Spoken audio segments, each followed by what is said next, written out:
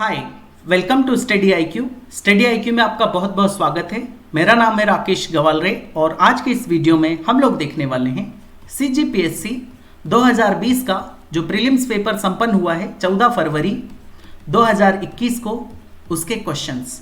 तो इसके 3 पार्ट्स में ऑलरेडी कवर कर चुका हूं, ये इसका चौथा और अंतिम पार्ट है। तो आइए स्टार्ट करते हैं। पहला क्वेश्चन आपके सामने है, छत्तीसगढ़ के सरगुजा में कौन सी जाति धातु मूर्ति कला का कार्य करती है। अब ये धातु मूर्ति कला क्या होता है, तो आपने देखा होगा एक प्रकार से एक डाई होती है उनके पास या सांचा होता है। उसमें क्या करते हैं, वो एक धातु को मेल्ट करते हैं। बहुत सारे सांचे होते हैं एक्चुअली, उसमें ये धातु को मेल्ट करके इसमें डाल देते हैं और जो भी इसका शेप रहेगा इस डाई का, उस आकार में मूर्ति बन जाती है। इसे कहा जाता है मूर्ति कला। बाद में इसको वो तराशते भी हैं और काफ़ी सुंदर सुंदर मूर्तियाँ बनाते हैं। तो आपको बताना है कि सरगुजा में वो कौन सी जाति है जो धातु मूर्ति कला का कार्य करती है। तो मैं आपको बता दूं, घड़वा, झारा, मलार, ये सभी जातियां धातु मूर्ति कला का कार्य करती है। बट सिंस आपसे स्पेसिफिक पूछा गया सरगुजा, तो इसका आंसर होगा मलार। और घड़वा की बात करें तो ये जाति भी है जो मूर्ति कला का कार्य करती है, ये आपको देखने को मिलेगी बस्तर में। और झारा की अगर बात करें तो झारा आपको देखने को मिलती है रायगढ़ में, ये भी मूर्ति कला का कार्य करने वाली जाति है। तो इसका आंसर होगा क्या, मलार। हल षष्ठी त्योहार क्यों मनाया जाता है, तो आपने हलछठ के बारे में कई बार सुना होगा और इसे बोलचाल की भाषा में हलछठ कहा जाता है, हल षष्ठी को। और इसमें यह होता है कि जो महिलाएं होती हैं वो दिन भर निर्जरा यानी बिना अन्न जल के उपवास रखती हैं। इसके बाद शाम को कुछ पूजा पाठ करने के बाद वो उपवास को छोड़ देती हैं। और ये किया जाता है पुत्र की दीर्घायु के लिए, ताकि उनका बच्चा क्या हो, दीर्घायु हो। तो ये हल षष्ठी का त्यौहार लगभग पूरे भारत में मनाया जाता है। इसमें भी खासकर उत्तर भारत में, यानी उत्तर प्रदेश, मध्य प्रदेश या इसके ऊपर अगर आप जाएंगे दिल्ली, इन सब जगह में आपको हल षष्ठी का त्यौहार देखने को मिलेगा जो पुत्र की दीर्घायु के लिए होता है। नेक्स्ट क्वेश्चन देखिए, छत्तीसगढ़ में देहरोरी व्यंजन कब बनाया जाता है। तो देहरोरी व्यंजन आपने कई बार बनाया भी होगा और देखा भी होगा और खाया भी होगा। इसमें यह होता है कि दरदरा चावल का एक आटा सा होता है और उसको वो बनाते हैं। और जैसे हम रसगुल्ले को बाद में चाशनी में डालते हैं, ठीक इसी प्रकार से इसे भी चाशनी में डाल के बनाया जाता है। और ये कब बनाया जाता है, दीपावली के अवसर पर।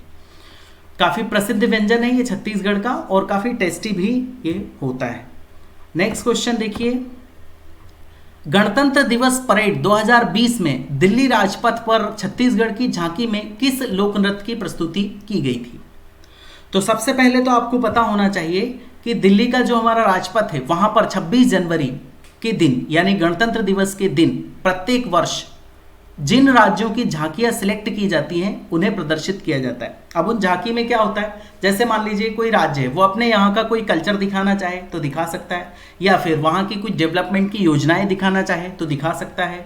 बट हर साल सभी राज्यों को ये मौका मिलता है ऐसा नहीं होता। उनको सिलेक्ट किया जाता है, उनका एक पैनल बैठता है, वो मार्किंग करता है। मार्किंग करने के बाद में फिर किस राज्य की कौन सी झांकी प्रदर्शित की जाएगी ऐसा डिसाइड किया जाता है। तो हमारे छत्तीसगढ़ की भी एक झांकी प्रस्तुत की गई थी 2020 यानी 26 जनवरी 2020 को। तो वो झांकी कौन सी थी, कौन से लोक नृत्य की थी। डेफिनेटली हमारे यहाँ पर जनजाति यानी आदिवासी जो कल्चर है वो काफ़ी प्रसिद्ध है, काफ़ी बड़ा है, तो वही हमने दर्शाया। और हमारे आदिवासियों का एक लोक नृत्य है ककसार, वो हमने इस झांकी के माध्यम से प्रस्तुत किया था। ककसार कहाँ पे किया जाता है, तो ये बस्तर में किया जाता है। और बस्तर में भी खासकर नारायणपुर और कोंडागांव जिले में, नारायणपुर और कोंडागांव, इन 2 जिलों में खासकर आपको देखने को मिलेगा। कौन सा नृत्य, ककसार नृत्य। इसके अलावा इस नृत्य में क्या होता है, तो जो डांसर होता है यानी जो नर्तक होता है उसके कमर में कुछ कमरबंद बंधे होते हैं और उसमें घंटियां होती बहुत सारी, और वो अच्छी वेशभूषा धारण करता है, जैसे पगड़ी बांधता है, कलगी लगाता है और बाद में बड़े सुंदर सुंदर रूप रख के वो नाचते हैं। उसे कहा जाता है ककसार नृत्य, कोंडागांव और नारायणपुर जिले में। नेक्स्ट क्वेश्चन देखिए, अब इस क्वेश्चन में मुझे थोड़ा सा गड़बड़ लगता है, हालांकि आयोग ने जो आंसर दिया हमें वही मान्य करना होगा। क्वेश्चन देखिए, निम्नलिखित पेय पदार्थों में कौन सा जनजातीय पेय पदार्थ नहीं है। तो अगर हम बात करें तो कोसमा ये जनजातीय पेय पदार्थ है, ताड़ी ये भी जनजातीय पेय पदार्थ है। अब हमारे जो आयोग ने आंसर दिया है वो दिया है हड़िया, जबकि हड़िया के बारे में अगर बात करें तो पूरे भारत में, सिर्फ छत्तीसगढ़ में नहीं, पूरे भारत की जो जनजातियां उसमें हड़िया वो पीते हैं या बनाते भी हैं। और ये किससे बनता है? चावल से बनता है। अगर आप इसको सर्च मारेंगे, थोड़ा सा इसके ऊपर डिटेल देखेंगे तो आपको हड़िया बहुत आसानी से मिल जाएगा। बट हमारे आयोग ने आंसर क्या दिया है? हड़िया। तो हमें भी आंसर क्या मानना होगा? हड़िया। और कोस्मा, ये भी एक पेय पदार्थ है और कोस्मा को उरांव जनजाति के लोग पीते हैं। उरांव, और वो पत्ते में पीते हैं, कुछ ऐसे पत्ते का दोना टाइप बना लेते हैं और उसमें वो इसको पीते हैं। हड़िया ये चावल का बनता है। धेरसा ये भी एक पेय पदार्थ है। ताड़ी के बारे में तो आपने खूब सुना होगा। बैगा जनजाति छिंद से और ताड़ी के पेड़ से इसको बनाती है। नेक्स्ट क्वेश्चन देखिए, 2018 विधानसभा चुनाव में छत्तीसगढ़ की निर्वाचित महिला विधायकों को उनकी विधानसभा सीट से सुमेलित कीजिए तथा नीचे दिए गए कूट से सही उत्तर चुनिए। अब इसमें एक्सप्लेनेशन जैसा कुछ भी नहीं है, सारा का सारा फैक्चुअल डेटा है। आपको पता होना चाहिए कि कौन सी महिला विधायक कहां से जीती है, और खासकर महिला विधायक जो होती है वो अक्सर परीक्षा में आती है, महिला विधायक और सांसद दोनों, यह आपको मालूम होना चाहिए डिटेल। तो ममता चंद्राकर जी हैं, तो इसका आंसर पहले तो देख लीजिए, इसका आंसर है ए वाला। ममता चंद्राकर जी वो कहाँ से? पंडरिया से चुनाव जीती हैं। और फिर अगर बात करें, रश्मि सिंह तखतपुर से जीती हैं। इंदू बंजारे जी तो ये जीती हैं कहाँ से? पामगढ़ से। और अगर यहाँ पे बात की जाए तो ये जीती हैं कहाँ से? धमतरी से, रंजना साहू जी। तो फैक्चुअल प्रश्न था वो। अब ये क्वेश्चन थोड़ा सा डिफिकल्ट था, बट अगर आप जरा सा दिमाग लगाते तो आप आसानी से इसको डिकोड कर सकते थे। देखिए, ये जितनी घटनाएं दी हुई हैं इनको कालक्रम के अनुसार अरेंज करना है। अब देखिए, क्वेश्चन बहुत डिफिकल्ट था बट उसने इजी कैसे बना दिया था, समझना। रतनपुर की स्थापना, ये तो बहुत पुराना शहर है, आपको पता होगा रतनपुर। बाद में यही ब्रेक होके इसका एक पार्ट रायपुर हो गया, जो आजकल हमारी राजधानी है। तो रतनपुर कब बना था? तो ये लगभग 11वीं शताब्दी में इसकी स्थापना हुई थी, रतनपुर की। यानी इन सब घटनाओं में अगर आप देखेंगे तो सबसे पहले कौन सा आएगा? तो वो आना है 6th ऑप्शन, यानी रतनपुर की स्थापना। और 6th ऑप्शन सबसे पहले अगर कहीं पे दिखेगा तो आपको बी ऑप्शन में दिखेगा, इसके अलावा कहीं। बाकी की सारी घटनाएं भी आपको पता होनी चाहिए, बट क्वेश्चन कितना इजी कर दिया उन्होंने एक जरा सा क्लू देने के बाद में। हालांकि अगर आप सिर्फ इसको हलवा विद्रोह और ये अगर आपको याद नहीं है और अगर आपने यहीं छोड़ दिया तो फिर आप डिकोड नहीं कर पाएंगे, आपको रीड करना। और ये जितनी भी घटनाएं हैं, ऐतिहासिक घटनाएं, ये सब आपको पता होनी चाहिए, क्योंकि आयोग की इनके ऊपर नज़र है। उन्होंने इतने सारे फैक्ट दिए, इसका मतलब उनकी नज़र में ये सारे फैक्ट हैं। तो हलवा विद्रोह के बारे में अगर बात करें तो ये हुआ था 1777 में, इसके बारे में आपने सुना होगा। परलकोट के जमींदार गेंद सिंह को फांसी दे दी थी ब्रिटिश लोगों ने, इन्होंने भी आदिवासी विद्रोह कर दिया था। ये इन्होंने किया था 1824 में, ये ईयर भी आपको पता होना चाहिए। सिपाही विद्रोह की शुरुआत, सिपाही विद्रोह यानी क्या? जो सिपाही थे आर्मी का वहाँ पर बेस था, उसमें विद्रोह हो गया था। और ये रायपुर के विद्रोह से भी नाम से जाना जाता है, रायपुर विद्रोह या रायपुर सैन्य विद्रोह। और ये हुआ था 1858 में। और छत्तीसगढ़ पर फिर मराठों का आक्रमण हुआ था, जब हमारे यहाँ पर कलचुरी शासक था लास्ट वाला रघुनाथ सिंह, और उसको फिर हरा दिया था और वहाँ पर फिर उसे मराठा साम्राज्य में मिला लिया था मराठों ने। तो इसका ईयर भी आपको पता होना चाहिए, ये भी हमारे इतिहास की एक इम्पॉर्टेंट घटना है 1741 में। फिर मूरिया विद्रोह, ये एक आदिवासी विद्रोह था जो 1876 में हुआ था, 1876 में। और इसके बाद में रतनपुर की स्थापना में आपको बता चुका हूँ। फिर शहीद वीर नारायण जी को फांसी कब दे दी गई थी? तो इन्होंने 1857 के विद्रोह में पार्टिसिपेट किया था, इस वजह से इन्हें इसी ईयर में फांसी दे दी गई थी। आपको ये सारी चीज़ें पता होनी चाहिए, ये सारी घटनाएं बहुत ज़्यादा इंपॉर्टेंट है, इनके ऊपर बाद में भी क्वेश्चन आएंगे। छत्तीसगढ़ का वह विद्रोह कौन सा है जिसे बस्तर का मुक्ति संग्राम के नाम से जाना जाता है? ये एक आदिवासी विद्रोह था ब्रिटिश लोगों के अगेंस्ट। ब्रिटिश लोग उनकी ज़मीन हथियाने की कोशिश कर रहे थे आदिवासी लोगों की, तो उनके खिलाफ इन्होंने विद्रोह कर दिया था और उसका नाम क्या था? बस्तर का मुक्ति संग्राम। तो नाम दिया गया, इसका नाम था लिंगागिरी विद्रोह। और ये कब हुआ था? तो ये हुआ था 1856 में, 1856 में। और इसके जो लीडर थे वो थे ध्रुवा राव माड़िया, ध्रुवा राव माड़िया। बाद में ब्रिटिश लोगों ने इन्हें बहुत ढूंढने की कोशिश की, बट वो ब्रिटिश लोगों के हाथ आए नहीं, ध्रुवा राव माड़िया जी। लिंगागिरी विद्रोह, इसे बस्तर का मुक्ति संग्राम भी कहा जाता है। 1856 में ये हुआ था, यानी 1857 की क्रांति से जस्ट एक साल पहले। नेक्स्ट देखिए, बोध घाट परियोजना के संबंध में निम्नलिखित कथनों पर विचार करिए।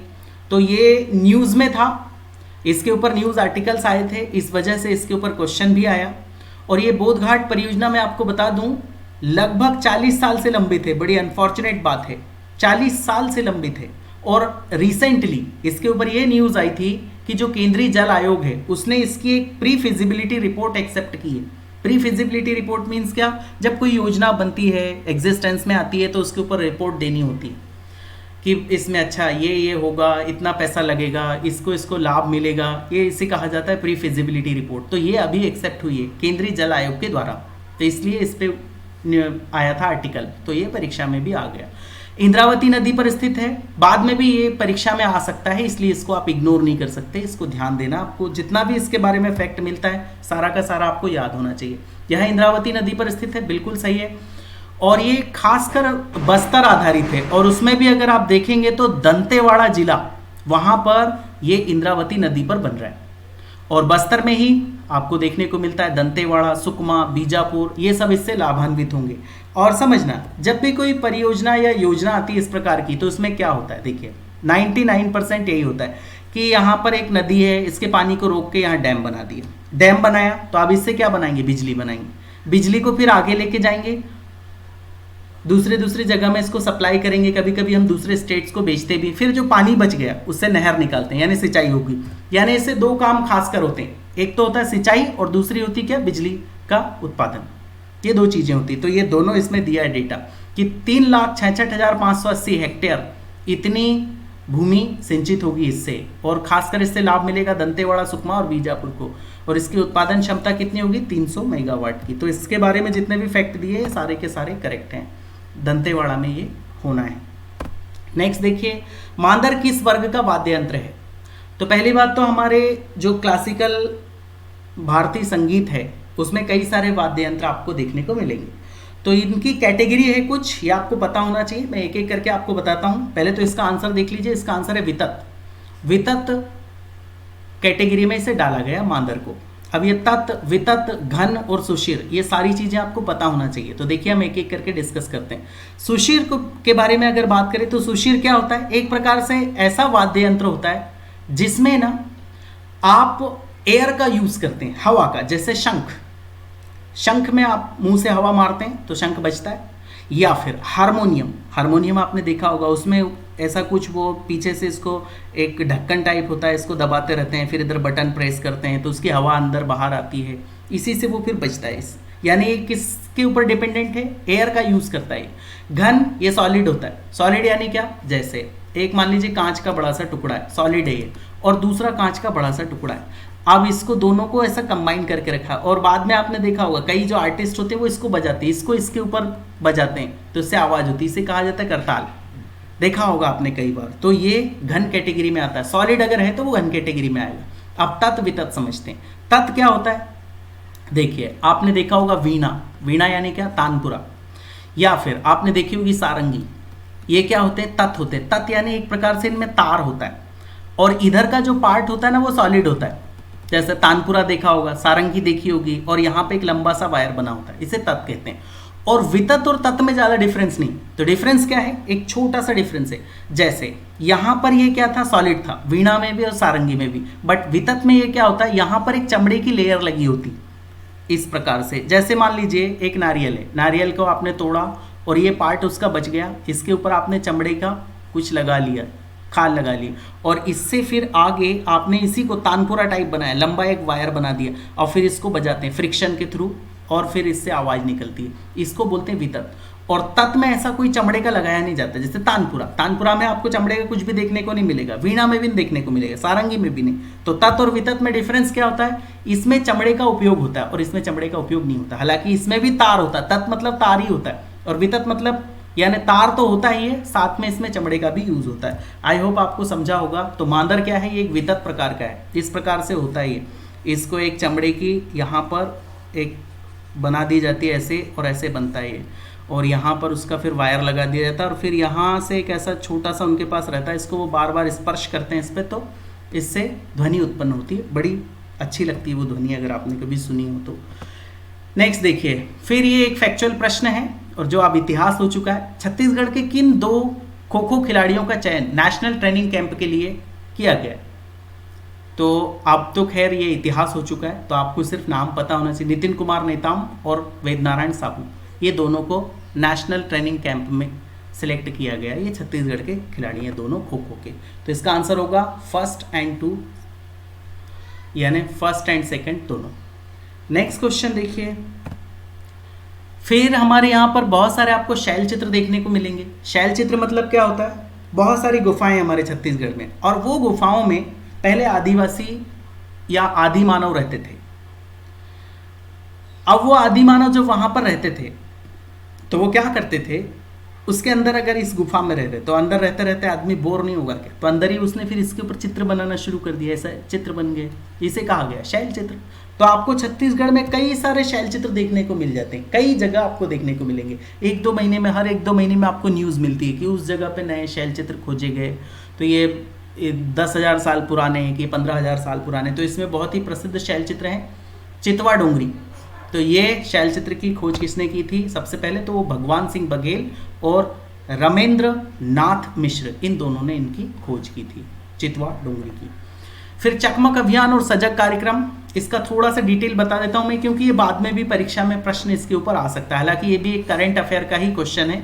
इसमें ये था कि यूनिसेफ के बारे में आपने सुना होगा, जो संयुक्त राष्ट्र संघ यानी UN, यूनाइटेड नेशंस का एक पार्ट है, और ये बच्चों के वेलफेयर के लिए काम करती है ये संस्था। और इसने और महिला एवं बाल विकास मंत्रालय ने, यानी हमारे छत्तीसगढ़ शासन का महिला एवं बाल विकास विभाग जो है, इन्होंने दोनों ने मिल के ये कार्यक्रम चलाया, चकमक अभियान और सजग कार्यक्रम। और इसमें क्या किया उन्होंने? इसमें उन्होंने ये किया कि बच्चों को आसान तरीके से पढ़ाया जाए। इस लॉकडाउन में उनके पढ़ाई का काफ़ी नुकसान हुआ, तो तरह तरह की एक्टिविटी उन्हें ऑडियो वीडियो के माध्यम से कराई जाए। इसे नाम दिया गया चकमक अभियान और सजग कार्यक्रम, बच्चों की पढ़ाई का लॉस ना हो। तो ये किसने? महिला बाल विकास विभाग और यूनिसेफ ने मिलकर चलाया था। बाद में भी इसके ऊपर क्वेश्चन आ सकते हैं। नेक्स्ट क्वेश्चन देखिए, कांगेर घाटी एक राष्ट्रीय उद्यान है। कांगेर घाटी के ऊपर क्वेश्चन आ गया। तो अगर हम बात करें, ये है हमारा छत्तीसगढ़, मान लीजिए ऐसा लंबा लंबा सा आप मान सकते हो ऐसा। तो इसमें अगर यहाँ पे मैं मानूँ तीरथगढ़ जलप्रपात, तो तीरथगढ़ जलप्रपात यहाँ से स्टार्ट होता है क्या? कांगेर घाटी राष्ट्रीय उद्यान, कांगेर घाटी नेशनल पार्क ऐसा होगा। और ये कहाँ तक जाता है? ये उड़ीसा की बॉर्डर तक जाता है। इधर आपको देखने को मिलेगा उड़ीसा, तो उड़ीसा की बॉर्डर तक जाता है क्या? कांगेर घाटी राष्ट्रीय उद्यान। स्टार्ट कहाँ से होता है? तीरथगढ़ जलप्रपात से। और ये एक बायो रिजर्व है, बायोस्फीयर रिजर्व है, यानी जीव मंडल संरक्षण क्षेत्र है। आप देखिए यही उसने दिया, तो ये तो सही है, ये हम बात कर चुके हैं। कांगेर घाटी एक राष्ट्रीय उद्यान है, बिल्कुल सही है। कांगेर घाटी तीरथगढ़ जलप्रपात से आरंभ कर पूर्व में उड़ीसा की सीमा कोलाब नदी तक फैला हुआ है, ये भी करेक्ट है। बट कांगेर घाटी एक जीव मंडल संरक्षण क्षेत्र नहीं है, ये गलत है, क्योंकि ये बायोस्फीयर रिजर्व है।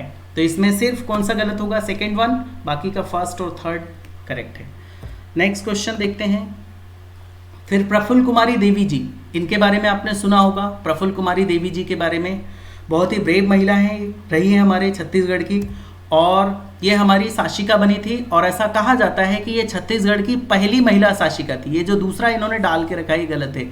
और सोचिए 12 साल की उम्र में, सिर्फ 12 वर्ष की थी वो, तभी उनका राज्याभिषेक हो गया था, यानी वो छत्तीसगढ़ की शासिका बन गई थी सिर्फ 12 साल की उम्र। कौन से ईयर में बनी थी? तो वो बनी थी 1922 में ये। और इसने ये जो दूसरा फैक्ट दिया, ये भी गलत दिया। प्रफुल्ल कुमारी देवी का राज्याभिषेक सन 1916 में हुआ था, ये गलत है। उनका राज्याभिषेक कब हुआ था? उनका राज्याभिषेक हुआ था 1922 में। उस समय वो सिर्फ 12 साल की थी, यानी 12 वर्ष की थी।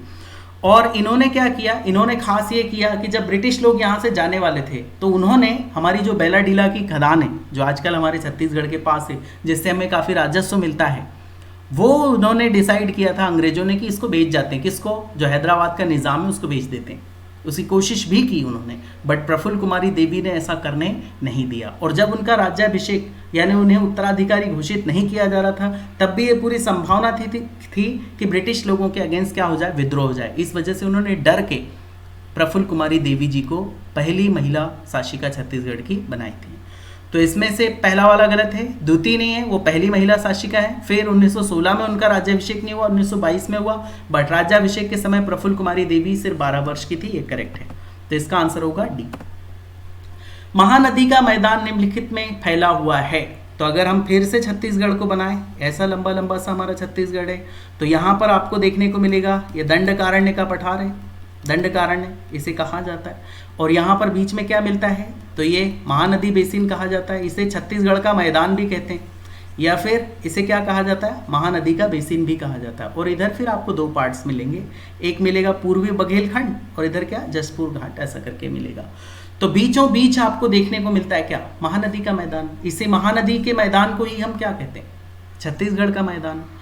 और यहाँ पे सबसे कम बारिश होती है, ऐसा भी क्वेश्चन इस साल के एग्जाम में आया है। तो इसका आंसर क्या होगा, मध्य छत्तीसगढ़, बीच में है ये भाई। इधर दंडकारण्य हो गया और इधर क्या हो गया, पूर्वी बघेलखंड, और इधर क्या छत्तीसगढ़ का मैदान बीच में। तो इसका आंसर होगा मध्य छत्तीसगढ़। नेक्स्ट क्वेश्चन देखिए, बिलासपुर में राउत नाचा का प्रारंभ कब हुआ। अब राउत नाचा एक उत्सव होता है, उसमें नाच होता है, एक तरीके का डांस होता है, और कई लोग उसमें शामिल होते हैं। तो इसमें भी मुझे गड़बड़ लगता है, क्योंकि इसकी जो शुरुआत हुई थी, हमारे आयोग ने तो आंसर इसका 2008 दिया है, बट मुझे लगता है ये 1978 में स्टार्ट हुआ था। फिर भी जब आयोग ने बोल दिया 2008, तो 2008 ही होगा। राउत नाचा या राउत नाच भी इसको बोलते हैं, ये बिलासपुर में होता है। बिलासपुर में एक बहुत ही प्रसिद्ध जगह है लाल बहादुर शास्त्री ग्राउंड, वहाँ पर ये होता है राउत नाच उत्सव। नेक्स्ट देखिए, बहुरा चौथ का पर्व कब मनाया जाता है। तो बहुरा चौथ का पर्व मनाया जाता है भादो कृष्ण चतुर्थी को, और इसमें भी जो माताएं हैं वो पूजा करती है किसकी, इसमें पूजा करती हैं वो गणेश जी की, और गणेश जी को मनाती है ताकि उनके जो बच्चे हों वो अच्छे रहें, समृद्ध रहें, खुशहाली आए उनके जीवन में। ये भी इसी के लिए बहुरा चौथ का पर्व है। नेक्स्ट क्वेश्चन देखिए, निम्नलिखित में से कौन भरथरी गायन के लिए प्रसिद्ध है।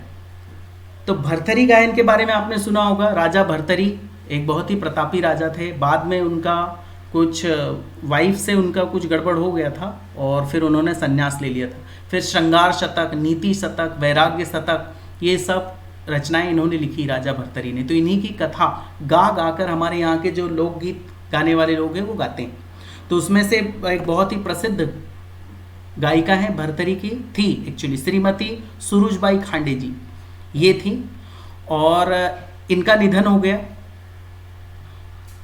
और इनका एक बार एक्सीडेंट हो गया था, तो एक्सीडेंट की वजह से इनकी कंडीशन बहुत ख़राब हो गई। छत्तीसगढ़ सरकार ने इन्हें एक छोटी सी नौकरी दी थी, 4th ग्रेड कर्मचारी की जो होती है, वो भी ये ढंग से कर नहीं पाई क्योंकि इनका एक्सीडेंट में इनकी कंडीशन ख़राब हो गई थी। बाद में इन्होंने फाइनेंशियली काफ़ी ख़राब जीवन जिया और बाद में इनकी मृत्यु हो गई। श्रीमती सुरुजबाई खांडे जी ये क्या गाती थी, भरथरी गायन करती थी। ढुकू विवाह किस जनजाति में प्रचलित है। ये एक प्रकार से जैसे लमसेना का विवाह होता है उसी प्रकार का ये विवाह है। तो ये आपको देखने को मिलेगा कोरवा जनजाति में ढुकू विवाह प्रचलित है। किस जनजाति के युवागृह को गीतुओना कहा जाता है। ये सारे फैक्चुअल क्वेश्चंस हैं, इनमें एक्सप्लेनेशन जैसा कुछ खास नहीं है, आप बहुत सारी चीज़ें जानते भी होंगे। तो इसका आंसर है बिरहोर। बिरहोर जनजाति का जो युवागृह होता है उसे क्या कहा जाता है, गीतुओना। अभी युवागृह के बारे में मैं डिटेल में बता भी सकता हूँ, बट आप सभी जानते होंगे इसलिए इसको इग्नोर किया जा सकता है। युवागृह, कुछ युवाओं को वहाँ छोड़ दिया जाता है, लड़कियाँ भी होती है, लड़के भी होते हैं। फिर अब आगे आप खुद समझ जाना। नेक्स्ट देखिए, छत्तीसगढ़ी लोक साहित्य का अध्ययन के रचनाकार कौन है। तो वो हैं दयाशंकर शुक्ल जी, और काफ़ी फेमस पर्सनालिटी थे ये दयाशंकर शुक्ल जी। इन्होंने कौन सी बुक लिखी है, छत्तीसगढ़ी लोक साहित्य का अध्ययन। नेक्स्ट क्वेश्चन देखिए, छत्तीसगढ़ के लोकगीतों का राजा किस गीत को कहा जाता है। तो भरथरी भी होता है हमारे यहाँ पर, तो इसका आंसर है ददरिया। ददरिया को हमारे यहाँ के लोकगीतों का राजा कहा जाता है। पहले एक सिंगल आदमी इसको गाता था हारमोनियम पे, बाद में फिर इसमें ढोलक आ गई, तबला आ गया, और फिर आप गीत तो बहुत अच्छे से गाते हैं। आपने कई बार ये गाने सुने होंगे ददरिया के, बहुत सुंदर, बहुत अच्छे लगते हैं वो गाने। तो इसे क्या कहा जाता है, छत्तीसगढ़ के लोकगीतों का राजा ददरिया को। खम्ब स्वांग किस जनजाति के द्वारा किया जाता है। खम्ब स्वांग में होता क्या है देख लीजिए, थोड़ा सा बता देता हूँ। एक ऐसा बड़ा सा खम्बा होता है, ठीक है, और इसमें दो यानी एक लकड़ी का एक ही होता है एक्चुअली, वो सिंगल ऐसा इसमें लगा देते हैं। यहाँ पे इसमें एक रस्सी बांधी इधर और एक रस्सी बांधी इधर, ये मैंने एक्चुअली देखा है। उसके बाद में क्या करते हैं, वो एक बंदा इधर लटक जाता है, एक बंदा इधर लटक जाता है, फिर वो दोनों घूमते हैं, इधर घूमते हैं, ऐसा ऐसा गोल गोल घूमते हैं, ये घूमता है इधर ऊपर से ऐसा ऐसा गोल गोल। और मेघनाथ जी के जन्म दिवस के ऊपर वो कुछ मेला वगैरह करते हैं, उसमें ये होता है खम्बस्वांग, मेला लगता है, मेघनाथ का मेला उसे कहा जाता है। तो ये कौन सी जनजाति करती है, तो कोरकू जनजाति करती है। नेक्स्ट देखिए, साहित्यकार जगन्नाथ प्रसाद भानु की प्रथम कृति थी। ये जगन्नाथ प्रसाद भानु जी, इनका जन्म हुआ था नागपुर में। फिर आप सोच रहे होंगे कि नागपुर में इनका जन्म हुआ, महाराष्ट्र में, तो फिर हम इनको क्यों पढ़ रहे हैं, क्योंकि इनका बहुत सारा समय बिलासपुर में गुजरा। बिलासपुर 90% इनका जीवन काल कहाँ पे गुजरा, बिलासपुर में, और वहीं पर इन्होंने कई सारी अच्छी अच्छी रचनाएं की। तो इनकी प्रथम कृति कौन सी है, वो है चंद्र प्रभाकर। फैक्चुअल प्रश्न है, ये सब आपको याद ही होने चाहिए, इसमें कुछ नया नहीं है। So this is the end of the video. बहुत बहुत धन्यवाद। जय हिंद।